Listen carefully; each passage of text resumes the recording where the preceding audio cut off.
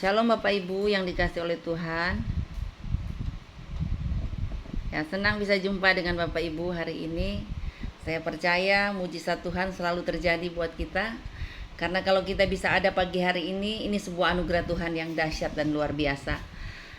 Dan pagi hari ini saya mengambil tema yang mungkin saudara paling hafal. Temanya, bagi Allah tidak ada yang mustahil. Seperti di dalam Lukas 1, kita akan membacanya. Walaupun saudara sudah sangat hafal, tapi mari kita membuka Alkitab dan kita baca kebenaran firman Tuhan di dalam Lukas pasal 1 ayat yang ke-37. Sebab bagi Allah tidak ada yang mustahil. Saudara yang dikasih oleh Tuhan, Tuhan ahlinya dalam melakukan perkara-perkara yang mustahil. Dan kalau kita melihat di sini dikatakan sebab bagi Allah. Ini dikatakan pakai bahasa Allah. Artinya kalau dalam bahasa Yunani dia menggunakan terjemahan Allah itu adalah theos, ya, yang artinya dia menempati posisi yang tertinggi melebihi ilah-ilah yang ada di muka bumi. Jadi betapa luar biasanya kita hari ini karena kita punya Allah yang menempati posisi tertinggi, teratas, sehingga kuasanya melebihi dari segala-galanya. Dan kalau dia memiliki posisi teratas, apa sih yang tidak bisa dilakukan Tuhan bagi kita? Kalau kita melihat bahwa cerita ini tentang Maria yang didatangi oleh Tuhan, yang didatangi oleh malaikat Tuhan dan berbicara kepadanya bahwa ada sesuatu karya Tuhan yang akan Tuhan kerjakan bagi dia. Walaupun pada hakikatnya dia sendiri bertanya, dia sendiri berkata, bagaimana mungkin ini bisa terjadi? Coba kita lihat ayat yang ke-28, dikatakan begini. Ya, coba kita sama-sama baca ayat yang ke-28. Ketika malaikat itu masuk ke rumah Maria, ia berkata, "Salam hai engkau yang dikaruniai, Tuhan menyertai engkau."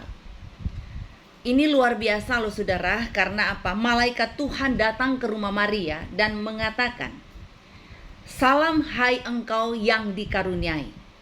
Saudara, kalau saya lihat terjemahan yang digunakan kalau dalam bahasa Yunani, dikaruniai itu artinya karito. Artinya engkau mendapat kehormatan khusus dari Tuhan. Yang kedua, engkau diterima, disukai dan disenangi. Dan yang ketiga, engkau mendapat berkat. Saya ingin katakan kepada saudara bahwa apapun yang terjadi dalam kehidupan kita, pada hakikatnya ketika Tuhan izinkan terjadi masalah dalam kehidupan kita, dan mungkin kita bisa protes loh. Kita bisa mengatakan kenapa ini bisa terjadi. Tetapi saya ingin katakan bahwa kalaupun Tuhan izinkan ada penderitaan, kalaupun Tuhan izinkan ada ujian yang kita lewati hari-hari ini, berarti ini tanda bahwa kita mendapatkan kehormatan khusus dari Tuhan. Kalau pada kenyataan yang kita terima hari-hari ini dengan adanya virus corona, mungkin kita bertanya, kenapa kok ini lama banget selesainya? Nggak usah kita komplain dan nggak usah kita bertanya kenapa dan kenapa. Yang kita harus pastikan adalah, bisakah kita bertarung di tengah medan peperangan yang sekarang ini sedang kita hadapi begitu luar biasa? Dapatkah kita mempertahankan iman kita? Dapatkah kita tetap berkata walaupun semua mungkin rasanya tertutup jalannya? Dapatkah kita berkata, bagi Tuhan tidak ada yang mustahil? Karena sebelum semua ini terjadi, Tuhan sudah pikirkan. Dan Tuhan tahu kemampuan kita menghadapi situasi ini. Coba kita lihat bagaimana Maria. Ketika malaikat Tuhan datang di rumahnya dan mengatakan bahwa ada satu karya Tuhan yang Tuhan mau kerjakan dalam kehidupan Maria. Tetapi dia harus mengalami proses, dia harus menghadapi kenyataan bagaimana dia akan hadapi konsekuensi yang begitu berat. Ya, karena kalau seorang wanita menikah tanpa ada pemberkatan nikah duluan, ya, kalau dia maksudnya kalau dia hamil tanpa ada suami, ini membahayakan pada zaman itu. Karena konsekuensinya adalah, yang pertama, dia akan menerima cemoohan dari orang banyak. Dia akan menghadapi yang namanya kematian, di mana masyarakat setempat akan melempari dia dengan batu. Dan yang ketiga, papa kandungnya akan mengikat tangan dan kakinya, dan dia akan ditenggelamkan hidup-hidup di dalam sumur. Itu konsekuensinya. Makanya Maria berkata begini, bagaimana mungkin ini bisa terjadi? Tetapi malaikat Tuhan mengatakan, bagi Tuhan tidak ada yang mustahil. Sampai-sampai kalau kita lihat ayat yang berikutnya, ya, kembali malaikat itu berkata kepadanya dalam ayat yang ke-30, jangan takut hai Maria, sebab engkau beroleh kasih karunia di hadapan Tuhan, di hadapan Allah. Saudara, kalau dalam bahasa Yunani kata kasih karunia itu artinya karis, ya, di mana dia mendapatkan kasih sayang yang diberikan supaya dia mendapatkan kepuasan. Ini hebat sekali, saudara. Orang kalau diperhadapkan dengan masalah, diperhadapkan dengan penderitaan, saya percaya bahwa ini tidak nyaman, tidak enak. Tetapi kita melihat, bicara tentang kasih karunia atau karis yang dimaksudkan di dalam pembacaan ini, bahwa sesungguhnya dia akan mendapatkan kepuasan di balik penderitaan. Dia akan melihat karya-karya Tuhan yang besar di balik setiap ujian kehidupan, yang walaupun kita rasa gak sanggup untuk menanggung beban penderitaan ini, karena dia akan menghadapi khalayak ramai. Dia akan menghadapi bagaimana tekanan di dalam sebuah masyarakat. Tetapi kembali, kata karis yang dimaksudkan di sini adalah pengaruh ilahi akan ditransformasikan di dalam cara pikir kita, sehingga itu akan menghasilkan tindakan yang luar biasa. Bahwa sekalipun engkau menghadapi lembah kekelaman, cara pikirmu sudah diubahkan oleh Tuhan, karena pengaruh ilahi bekerja di dalam pola pikirmu, sehingga walaupun berat yang engkau hadapi, engkau mampu berkata, segala perkara dapat kutanggung bersama dengan Tuhan. Saya ingin meyakinkan saudara, jika pengaruh ilahi itu ditransformasikan di dalam cara pikir kita, itu akan menghasilkan tindakan di mana saudara tidak akan lagi merasa bahwa ujian itu merupakan tekanan yang berat. Badai corona ini akan menjadi satu tekanan yang membuat saya takut, membuat saya cemas, membuat saya bimbang. Kembali, Roh Kudus berbicara kepada kita hari ini. Dia adalah Allah Elohim, ya, Allah yang tetap menyertai kita, Allah yang selalu menang dalam segala pertandingan, Allah yang selalu menyatakan keadilan dalam kehidupan kita. Jadi yakinlah bahwa ada badai tetapi ada mujizat. Ada hal yang mungkin kita sedang hadapi, berat yang kita jalani hari lepas hari, apalagi sempat kita melihat teman-teman dekat kita, saudara kita meninggal karena virus corona. Tetapi saya mau katakan, semua itu dalam rencana Tuhan. Semua itu dalam rencana Tuhan. Tetapi kita melihat bahwa Tuhan sedang mempersiapkan kita. Tuhan sedang membawa kita untuk bisa melihat bahwa mujizat itu masih nyata. Dan kalau kita bertahan di dalam ujian ini, kita akan mendapatkan mahkota kemuliaan yang tidak bisa dibandingkan dengan uang, dan kita tidak bisa membayarnya dengan uang. Makanya kalau pengaruh ilahi itu bekerja di dalam kehidupan kita, maka respon kita terhadap masalah itu akan jadi beda. Saudara, saya ini mengalami ayat-ayat yang begitu luar biasa. Terutama ayat ini, saudara. Ini simple sekali. Ya, kita bisa hafal dan tanpa baca pun ada di dalam pikiran kita. Bagi Allah tidak ada yang mustahil. Nothing is impossible for God. Kenapa saya bilang ini ayat spesial buat saya? Karena saya mengalami. Saya sudah berproses dengan Tuhan. Sejak kecil, saya ini ada proses dari Tuhan di mana jantung saya ada sedikit masalah. Sehingga saya harus berobat ke Singapura, dan terakhir saya berobat di Malaysia. Dan sempat dokter di Singapura itu, Dr. Philip Ko, mengatakan begini, saya harus ambil tindakan segera, harus ambil keputusan segera, Karena kalau penyakit kanker katanya ya, matinya masih panjang. Loh, saya bilang kalau jantung, Dok, sepersekian detik dan menit Anda bisa mati. Saudara mendengar itu saya shock. Dan pada waktu itu dokter mengatakan, kamu harus pakai ring 2. Ya, karena posisinya saya itu sudah 80% katanya ya. Saya punya jantung itu dan harus segera dioperasi. Saudara, pada saat saya divonis seperti itu, sebagai hamba Tuhan, saya juga ada takutnya, saya juga ada khawatirnya. Dan saya tidak langsung mengambil keputusan untuk segera operasi. Tapi saya bilang, Dok, saya pulang di Indonesia dulu, saya rundingkan dulu dengan keluarga. Jujur saudara, pada saat saya menerima keputusan itu dari dokter, saya mendapatkan hal-hal yang tidak mengenakan. Kenapa? Ada beberapa jemaat pendoa, mereka sampai nangis, sampai datang di gereja saya dan mengatakan, Ibu, ada satu pendoa mengatakan, saya melihat ada peti. Dan saya melihat ibu ada di dalam peti, ada bunga di dada dan ibu cantik sekali. Saudara, saya tidak pernah tertarik dengan apa yang dia katakan, ada bunga di dada, ibu pakai baju putih, cantik sekali, saudara ya. Aduh, amin amin, saudara ya. Saya bilang, kalau dalam kondisi sakit dengar begini, saya rasanya mau tengking dalam nama Yesus, ya.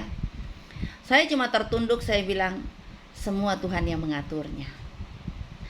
Dan saya berpikir begini, karena mereka tahu saya sakit, jadi mungkin mereka sangat berempati dengan saya, jadi mungkin terbawa mimpi. Ada lagi seorang mahasiswa, dia datang ke gereja. Nah, kebetulan saya itu ada di ruang di kantor gereja. Terus dia bilang ini, Tante, sebenarnya ada sesuatu yang saya mau ngomong sama Tante. Apa ya? Saya sungkan, Tante, sungkan. Terus lagi saya bilang, enggak usah sungkan, ngomong aja lagi. Tahu dia bilang, saya kok bermimpi dan saya berdoa. Maaf ya Tante, kok Tuhan bilang umur Tante pendek. Aduh, ajaib saudara. Dalam kondisi saya sedang sakit dan sedang berpikir untuk mengambil keputusan untuk operasi jantung. Kok ada orang-orang ya seperti ini saudara. Rasanya saya punya kuping panas ya. 3 orang yang telepon saya, yang datangi saya dan mengatakan hal-hal yang kurang nyaman buat saya. Saudara, kalau dalam kondisi sakit ada orang bilang, saya melihat ibu itu mati, saya melihat ada bunga di dada, ibu pakai baju putih cantik sekali. Aduh, rasanya saudara saya tidak nyaman dengan semua itu saudara ya. Tapi saya juga sempat mengatakan, saya berusaha untuk berpikir positif dan saya katakan, karena mereka cinta sama saya, makanya mereka berusaha mendoakan saya sampai-sampai di dalam alam bawah sadar mereka sampai keikut gitu loh. Tapi ada satu yang membuat saya menangis saudara ya. Ada satu jemaat saya, dia masih umur kalau nggak salah 4 atau 5 tahun, masih TK. Dia sudah divonis dokter hidupnya tinggal 20% karena anaknya mengalami sakit ginjal dan cukup parah sampai badannya udah bengkak semua. Saudara tahu, saya ini ke gereja ya namanya ibu gembala kan selalu jadi asher ya. Jadi saya di depan pintu gereja menyambut jemaat. Tiba-tiba si anak ini, dia namanya Agnes ya. Dia bilang, dia masuk gereja terus dia bilang, tante gitu. Dia panggil saya mami. Saya bilang, selamat pagi Agnes, shalom. Langsung dia bilang, mami, Agnes senang sekali karena Agnes mimpiin mami loh. Oh, mimpi apa? Terus dia bilang, Agnes itu senang loh mami karena Agnes mimpi Agnes dibawa Tuhan ke surga. Saya itu seneng ya. Saya bilang, terus di surga kayak apa ya Agnes? Aduh mami, di surga itu ya banyak sekali bunga-bunga yang indah, ada kupu-kupu berterbangan di taman. Wah, pokoknya Agnes senang jalan-jalan di taman itu karena bunganya indah-indah, cantik-cantik lah mami. Dan lebih senang lagi mami waktu Agnes lari-lari di taman itu, Agnes lihat mami di sana. Waduh, langsung saudara, saya punya jantung langsung saya bilang, ya Tuhan, apakah saya ini mau dipanggil Tuhan sama Agnes? Karena dokter bilang saya punya jantung 80%, sementara dia punya kehidupan, dokter bilang tinggal 20%, genaplah 100%. Waduh, saya waktu diomongin sama Agnes, dia umur 4 tahun, saudara, saya langsung masuk ke kantor gereja, saya nangis, saya bilang, Tuhan, ini bukan main-main Tuhan. Kalau yang tadi, yang kemarin-kemarin tuh orang dewasa yang sudah paham, yang sudah mengerti saya sakit. Tapi si Agnes yang kecil, anak sekolah minggu ini, Tuhan ya, dia kan enggak tahu kalau saya sakit. Tiba-tiba kok dia mimpi saya sama dia ada di taman di surga, lari-lari, main sama kupu-kupu, lihat bunga-bunga yang indah. Aduh, ajaib, saudara ya. Saya cuma bisa apa, saudara ya, bilang sama Tuhan, Tuhan jadilah kehendak-Mu. Kasihan saya masih punya anak 3. Anak saya 3, yang pertama pria, yang kedua laki, yang ketiga lanang. Aduh, ajaib, saudara ya. Saya bilang, saya masih kepingin melihat putu, melihat cucu ya. Janganlah Tuhan ya. Jadi saya nangis, sempat berhari-hari saya nangis, saudara, di hadapan Tuhan. Menunggu saya dokter bilang harus dioperasi. Waduh, pokoknya ini sangat membuat saya itu tertekan ya. Sampai-sampai waktu saya berangkat ke Malaysia, saya nggak pergi lagi ke Singapura karena cukup mahal di sana, jadi saya pergi ke Malaysia. Tapi ada satu waktu saya dalam kondisi menunggu dioperasi, saya sangat terberkati sekali dengan seorang ibu yang kirim video kepada saya, video pujian yang sangat memberkati saya. Makanya saya bilang, pujian dan penyembahan itu merobohkan tembok-tembok kesusahan. Pujian dan penyembahan itu merobohkan tembok-tembok yang membuat saya tertekan. Saya teringat itu pujian ya, makanya saya rindu sekali nyanyi buat saudara ya, karena pujian itu benar-benar menguatkan saya, benar-benar memberkati saya. Pujiannya seperti ini.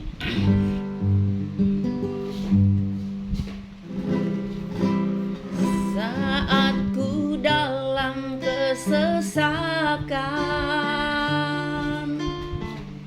yang ku harap hanya Kau Tuhan.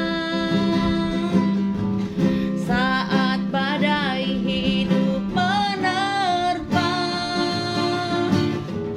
masih ada Tuhan bagiku. Amin. Saat semua jalan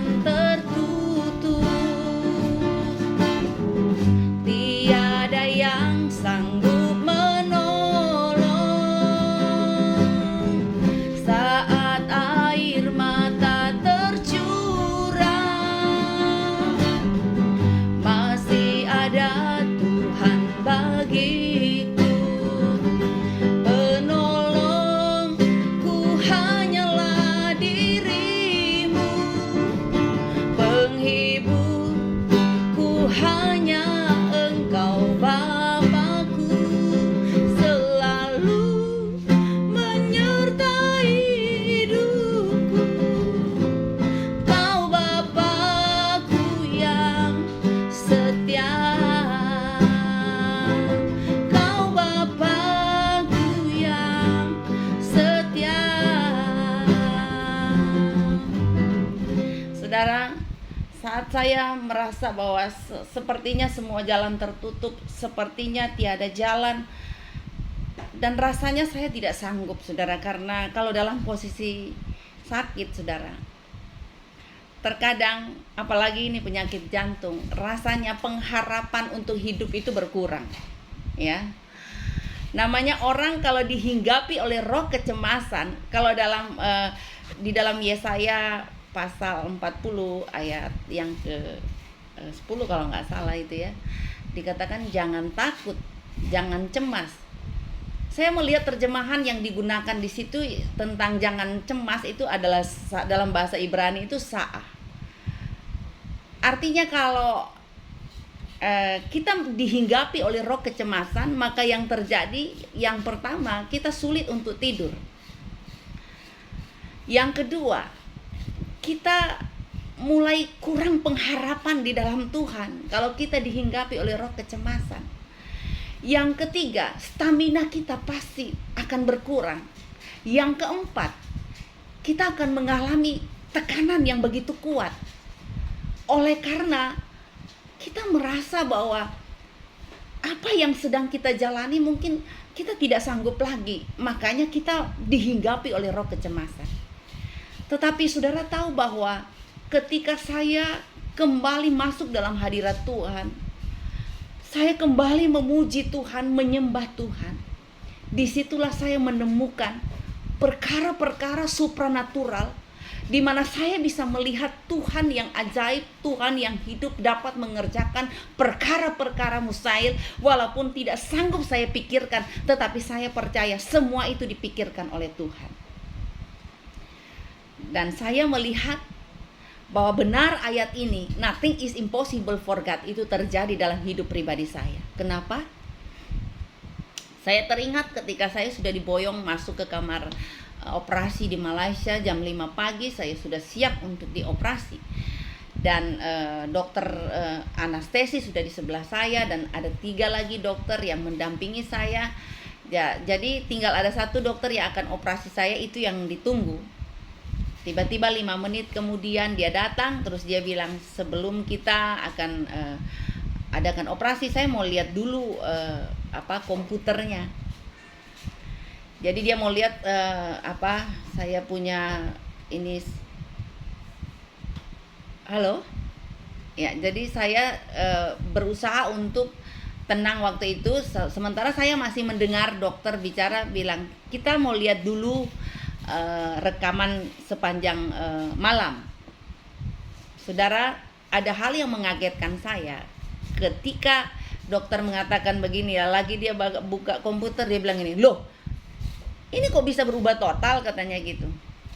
Loh, kemarin 80%, kok sekarang berubah total?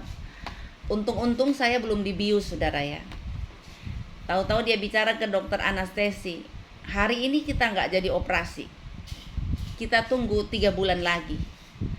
Saudara, waktu saya mendengar itu, saya langsung bersorak-sorai. Saya bilang, Tuhanlah yang telah melakukan perkara-perkara yang luar biasa di dalam hidup saya.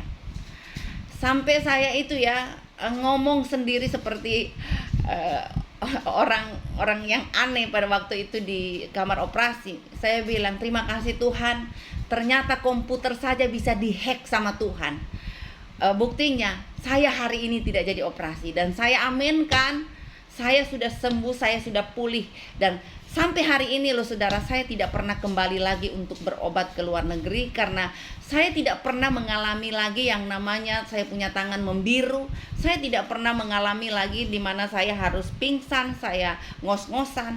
Wah, benar-benar saya lihat bahwa ketika kita memberikan hidup kita kepada Tuhan, apa sih yang tidak bisa dibuat oleh Tuhan? Makanya Maria saja waktu didatangi malaikat di rumahnya, dia pun mengatakan, bagaimana mungkin ini bisa terjadi? Tetapi malaikat Tuhan berkata bahwa ini kasih karunia Tuhan buat Anda, Maria, bahwa engkau mendapatkan kasih sayang dari Tuhan, sehingga engkau akan mendapatkan kepuasan yang lebih. Engkau akan mengalami kegembiraan di balik semua penderitaan yang engkau alami. Makanya saudara ya, kalau pengaruh ilahi itu bekerja di dalam pola pikir kita, maka respon kita terhadap masalah itu akan jauh berbeda. Kalau orang lain mungkin kebingungan, gopo, waduh mungkin saudara, namanya orang kalau lagi bingung, aduh rasanya dia punya tindakan itu bisa nggak seirama lagi dengan Tuhan. Tapi ketika kita ini benar-benar membawa hidup kita kepada Tuhan, ketika pengaruh ilahi ditransformasikan di dalam pola pikir kita, kita tidak lagi kaget dengan virus corona ini. Walaupun memang kita harus bergumul, kita harus berjuang, berperang, berdoa, tetapi yang kita tahu bahwa segala perkara Tuhan ikut menanggungnya. Kalaupun ada orang-orang yang kita sayangi ya dipanggil oleh Tuhan, saya mau katakan bahwa memang hidup mereka sudah selesai, bahwa ini semua dalam izin Tuhan. Makanya saudara, mari dekatkan dirimu kepada Tuhan. Biarlah hari-hari ini Kita mengalami yang namanya bagi Tuhan tidak ada yang mustahil. Bukan kita mendengar kesaksian orang, oh iya ya, Tuhan melakukan mujizat ya, Tuhan menyembuhkan. Saya hanya ingin katakan, mari berproses dengan Tuhan, sehingga engkau bisa menjadi ahli, menjadi pengajar. Menjadi pengajar yang dimaksudkan Alkitab bukan engkau tampil di depan kelas dan mengajar, bukan.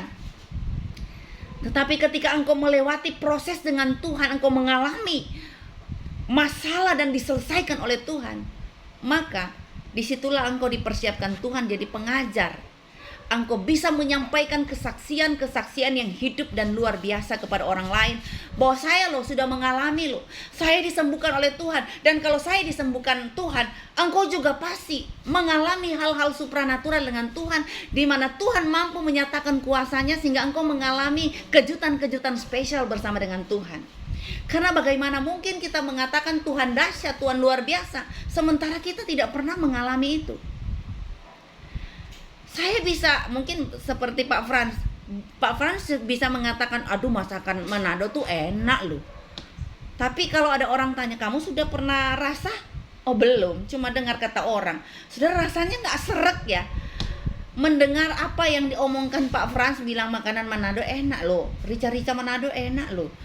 Ya tapi kalau gak pernah rasa ya Anda tidak bisa dipercaya total. Tapi ketika Anda merasakan mengunyah, waduh rica-rica ayam Manado tuh enak loh, ya baru Anda bisa mengatakan, waduh saya sudah rasa memang enak loh, hocek ya. Jadi saudara, mari Anda ini berproses dengan Tuhan, alami bagaimana hebatnya Tuhan yang boleh bekerja di dalam hidup saudara, sehingga Anda bisa memberikan kesaksian yang hidup kepada orang lain bahwa saya loh sudah pernah alami itu. Saudara, kalau saat ini engkau sedang diproses oleh Tuhan, engkau mengalami sakit dan belum disembuhkan oleh Tuhan, jangan Anda marah dengan Tuhan dan jangan Anda berkata, kapan Tuhan? Saya yakin Tuhan jauh lebih tahu waktu yang terbaik untuk Tuhan lakukan mujizat dalam hidup saya dan hidup saudara. Kita minta kekuatan dari Tuhan supaya dalam kita menjalani proses Tuhan, kita tidak menjadi lemah. Itu kuncinya. Jangan sampai roh kita ini lemah, rapuh, dan tidak berdaya. Mari kita bangkitkan semangat dan katakan, deklarasikan, saya pasti alami mujizat Tuhan. Ketika Anda bersemangat dalam hidup, firman Tuhan berkata, orang yang bersemangat dalam hidupnya, dia kuat menanggung penderitaannya. Makanya saudara, yang dapat menolong saudara hari-hari ini, selain Anda punya pendoa-pendoa syafaat yang hebat, tetapi yang menolong Anda adalah diri Anda sendiri bersama dengan Tuhan. Karena walaupun pendoa-pendoa menyemangati saudara, ya cayo ya, ayo kuat.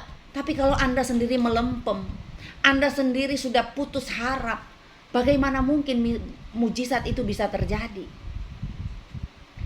Saudara, buka hatimu di hadapan Tuhan dan minta, Tuhan transformasikan pengaruh ilahi dalam pikiran saya, sehingga ketika pun saya mengalami susah, mengalami badai dalam hidup, saya bisa berespon yang benar di hadapan Tuhan, sehingga saya tidak kalah dalam pertandingan iman.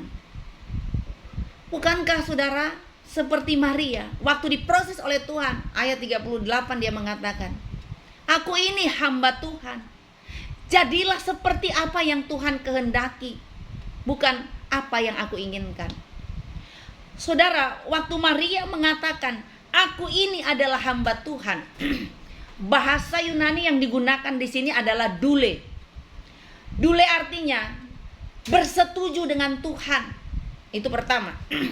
Yang kedua, dia adalah budak perempuan. Yang ketiga, dia terikat kepada tuannya. Yang keempat, orang yang memberi diri kepada majikannya. Jadi sebenarnya dengan dia mengatakan aku ini dule, jadi dia itu menyerahkan hidupnya kepada majikannya.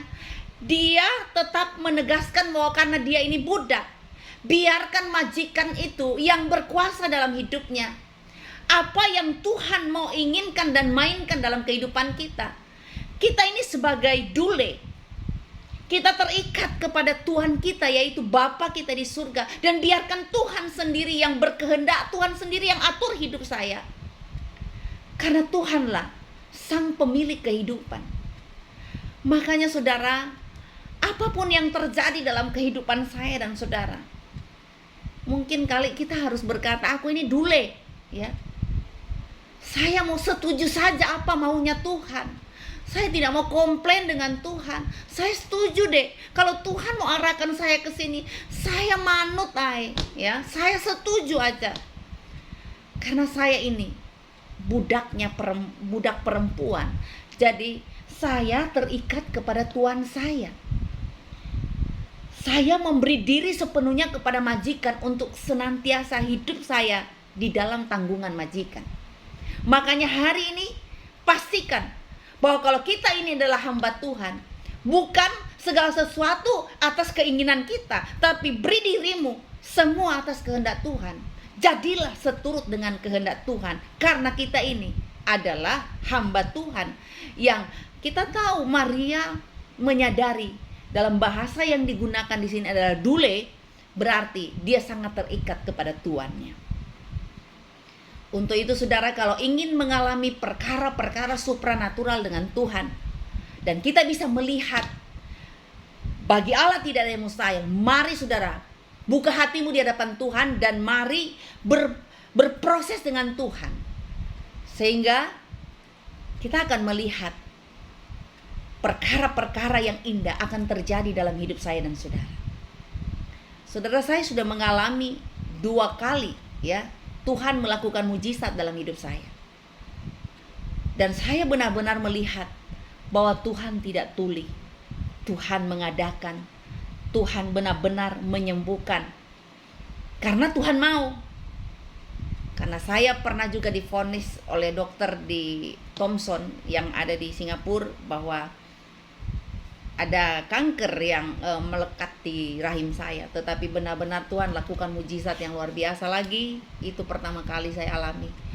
Bagaimana ayat ini benar-benar membekas di hati saya. Tuhan menyembuhkan. Tuhan benar-benar memperlihatkan kepada saya bahwa ayat ini hidup buat saya. Sehingga saya tidak lagi operasi, tapi saya melihat janji-janji Tuhan digenapi. Kalau saya mengalami perkara-perkara yang supranatural seperti ini, saya percaya memang tanggungan kita berbeda dan cara Tuhan menyembuhkan kita itu beda.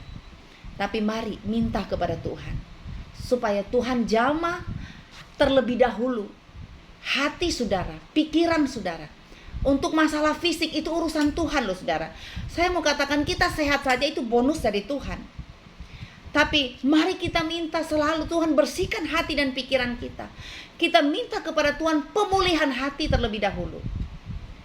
Sehingga saudara, ketika kita mengalami pemulihan di dalam batin ini, pemulihan di dalam cara pikir kita, maka benar-benar saudara, kita akan melihat bagaimana perkara-perkara yang sangat tidak masuk akal pun Tuhan pasti akan kerjakan dalam kehidupan saya dan saudara.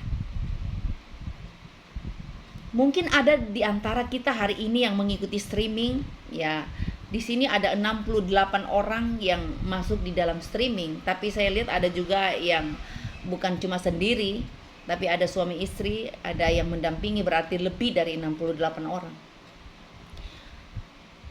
Anda mungkin mengalami sakit. Mari saudara, dengan iman. Iman itu berbicara tentang hipostasis, artinya ada kenyataan, ada kepastian. Saudara, iman itu bukan bicara saudara, saya bilang bukan permainan perasaan. Tapi apa yang kau imani, yakin bahwa hipostasis artinya ada kepastian, ada kenyataan, di mana Tuhan bukan omong kosong. Kalau Tuhan berjanji, Tuhan pasti akan menepatinya. Makanya kalau engkau yang saat ini sedang mengikuti streaming, engkau mengalami sakit, Mari saudara dengan iman arahkan tanganmu dan katakan, saya pasti disembuhkan oleh Tuhan.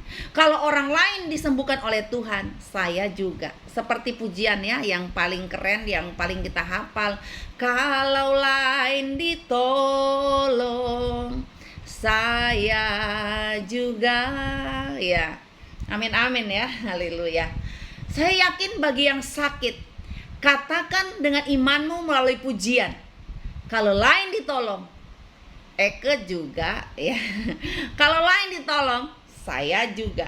Karena apa? Kita punya Bapa yang sama, Tuhan yang sama. Kalau kita datang di dalam hadirat Tuhan, saya percaya Tuhan tidak akan pernah mengecewakan kita. Ya.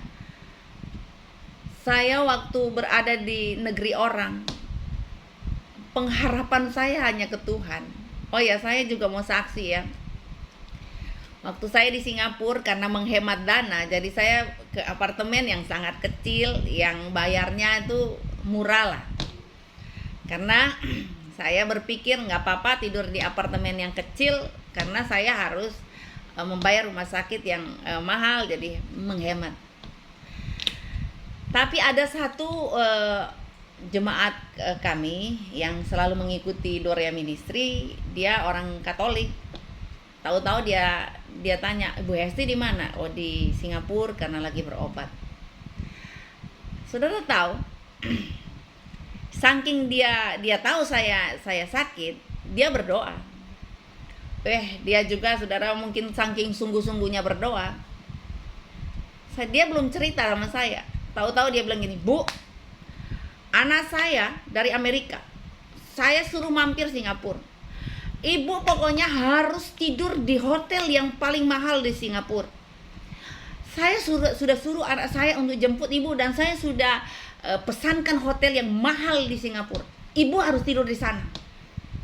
Saya bilang, sudahlah di sini aja lah, sama kok. Saya bilang sama kok.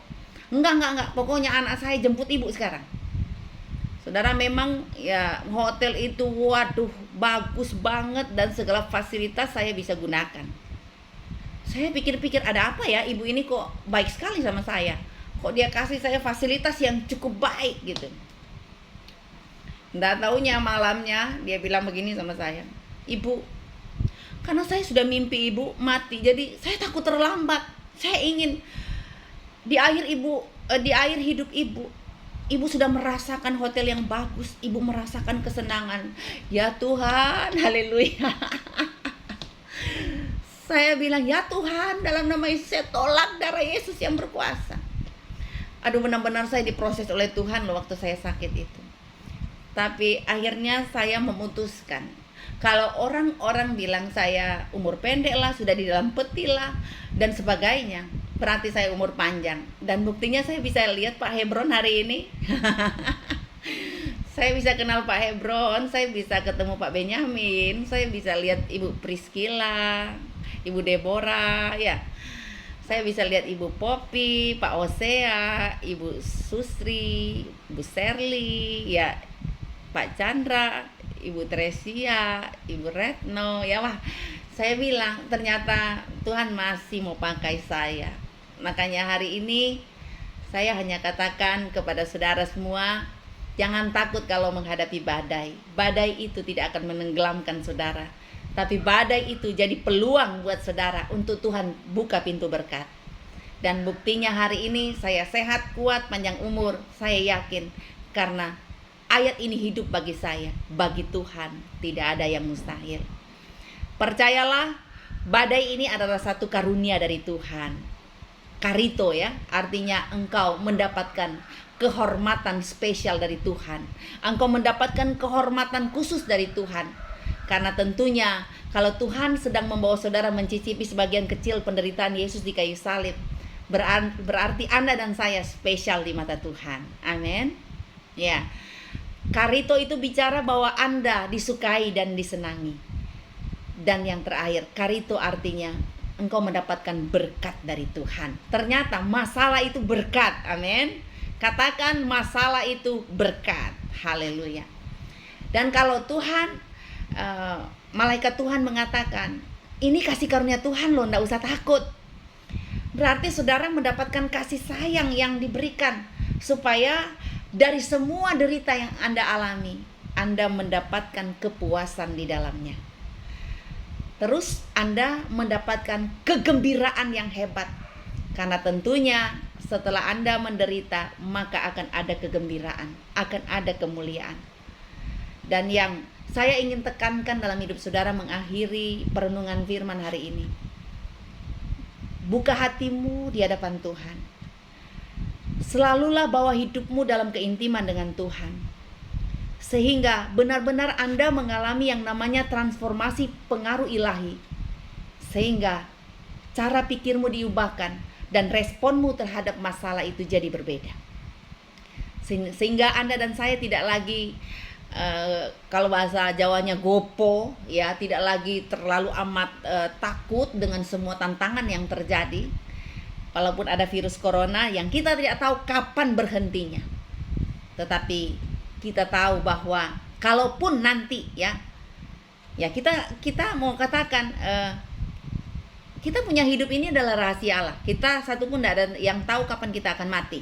Tetapi tentunya kita semua antri mati kan.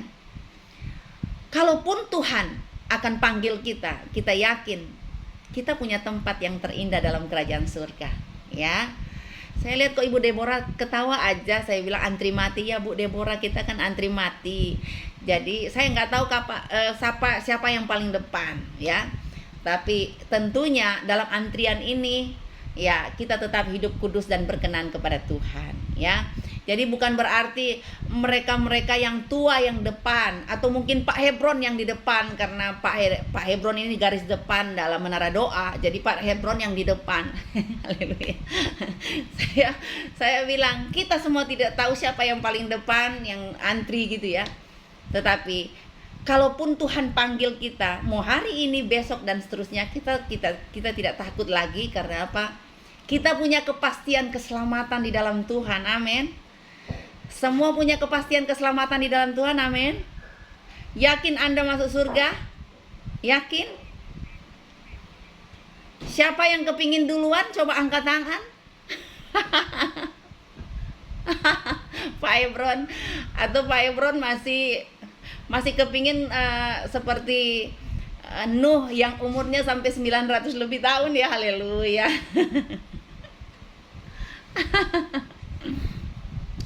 $120 ya. Ayo, betul-betul Pak. Itu yang saya inginkan Pak ya. Jadi nggak usah pakai ventilator. Amin. Bener Pak. Jadi nggak perlu pakai ventilator, nggak usah pakai kursi roda, nggak usah pakai infus.